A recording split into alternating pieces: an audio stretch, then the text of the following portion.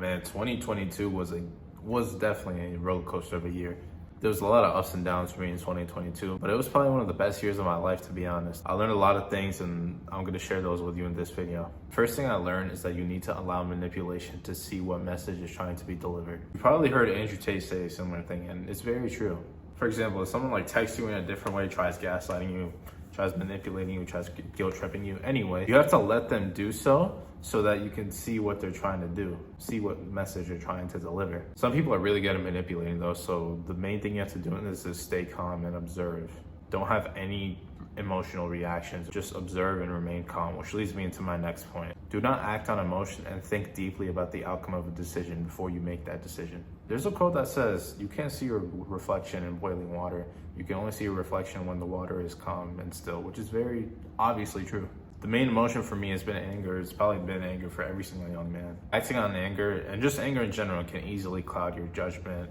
It can create unnecessary conflict and ruin your relationships with people. Also, many manipulative people are successful because they play on your emotions, and anger is a big one that they play on. If you remain calm, then it'll save you from unnecessary conflict and manipulation. The third life lesson is that people aren't what they always seem. Most opinions about people from others are filtered or based on one experience. We've seen this in media very often, where a person has been painted in an entirely bad light, and every good thing they've done has been just thrown out the window. In 2022, I was friends with a guy who I thought he was a really nice guy.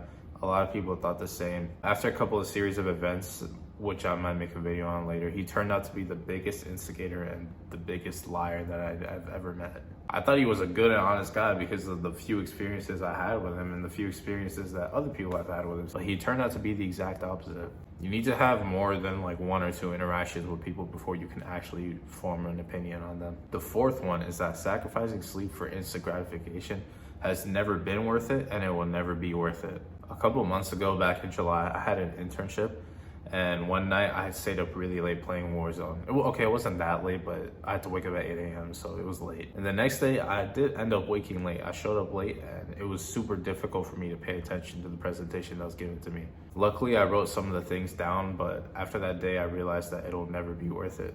A lot of times when we're playing Xbox or PS5, whatever, until 1 or 2 a.m. at night, we're not even enjoying it. It's literally like we're in a zombie state where we're just staring at the screen. We're dead tired where we want to sleep, but we're too tired to get up, so we're just gonna keep playing video games. It's crazy. I had a friend who told me at the end of summer break that he hasn't slept for 8 hours in months. Do you know how bad that is for you? That's absolutely terrible for you. And even though I still do it sometimes, I've learned that it's just not good for you, and it'll never be worth it. The fifth one is to drift away from those who are drifting away from their creator. I met this guy and became friends with him in late 2021, so December 2021. And we literally clicked instantly because we were both pretty practicing Muslims, and we literally told each other I feel like we're friends just to increase each other's iman, which means faith. And we would go to the mosque together, talk about Islam together for hours. Around mid-2022, after my internship, he started hanging out with the wrong people and just doing very haram things. I noticed this, and I kind of stopped hanging out with him, and I slowly stopped talking to him in general. Now, this was a great decision because a few months later, I won't say exactly what happened, but basically he was hanging out with two other Muslim dudes. All three of them were drunk. At the end of the night, one of the dudes got arrested and one of the dudes died right in front of him. If I hadn't distanced myself from this friend, I could have been in that same situation with them. Alhamdulillah. Recognizing who's gonna end up being a bad influence is such a valuable skill that it can even save your own life. The sixth one, and the most important one, is to avoid arguments at all costs. And if you can't avoid it, then wait until you are calm and the opposition is calmer. Arguing is one of the most futile, most stupid things because it doesn't help anyone. It's the biggest waste of time in the world. I've never met anyone in my life who's been convinced of something because of a heated argument. I've never met anyone in my life who's been convinced of something or changed their opinion at all because of a heated argument. The only thing that happens in heating arguments, people's ego and anger and emotions get in the way. Everyone ends up hating each other and it just turns into a massive waste of time. The best way to show someone your opinion and change their opinion is to do it calm. For example, someone said Honda is a trash company and it's your favorite car company. You can't go in and be like, oh, what car do you drive? You've been unemployed for 6 months, you're morbidly obese. You just can't do that.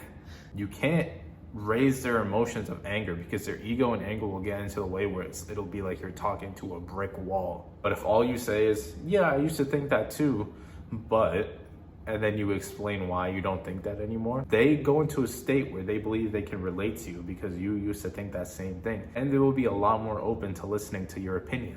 I've also noticed over the years that people will mirror emotions that they see. For example, if you see someone get super mad, you automatically start to get mad too. If you hear someone laughing really loud, you automatically start laughing too, even if you have no idea what they're laughing about. If you respond with anger to someone, they'll respond with anger to you. So you have to be fully calm if you want them to respond being fully calm. The seventh one is that motivation is like NOS for a car, and gasoline is like discipline. A car can't run on NOS alone. So if you don't know about cars, NOS is like, if you ever played a racing game, it's like a button you hit, and it's pretty much just gas that makes your car go like way faster than it normally would. But it's very limited and it's super expensive, and you can't run it without gasoline. Like, you can't run a car at all without gasoline unless you obviously have an electric, but that doesn't matter. Motivation is absolutely amazing. Like, whenever I have motivation, I progress a lot quicker. But you can't rely on motivation alone, otherwise you won't make big moves. You won't make any real progress. With discipline, you can move your car steadily at a constant fast speed. With NOS, you can go at like extremely fast speeds, but for a short time. You can use NOS as long as you have gasoline, but if you have no gasoline, you can't use any NOS. The final one is that both sides of the media will either feed you only the negatives or only the positives. You need to take the red pill and the blue pill and analyze the arguments of each. Analyze what each one is trying to tell you. We already know how one side of the media can portray fully bad things about people. Like, if you see Andrew Tate and his cancellation, what news sources have been saying about him. But like, he has fans and like people on the opposite end who do the exact same thing, just on the opposite side of the spectrum. Like, there's this guy in my Discord server who's like weirdly obsessed with Andrew Tate. His Discord name is like Andrew Tate's name. Its profile picture is Andrew Tate. His bio is Andrew Tate. It's just weird. And I was talking about how when Tate was arrested, he was accused of like holding a female officer's lips together when you can't even do that if you're handcuffed, so it's obviously fake. Like, he was like, oh, W Tate, W Tate, W Tate. I'm like, bro, do you have no mind? Both sides only tell one story, and I do believe that Andrew Tate is a good force and he's changed a lot of people, but he's not an angel, dude. He's said a lot of weird stuff. You need to take the red pill and the blue pill so that you can understand both sides of the argument. If you don't, then you're a sheep, either on the left side or on the right side. Those are life lessons that I've learned in 22 that I'm gonna continue to apply for the rest of my life. I highly suggest that you apply them as well. As I always say, apply what you've learned in this video, and I'll see you in the next one.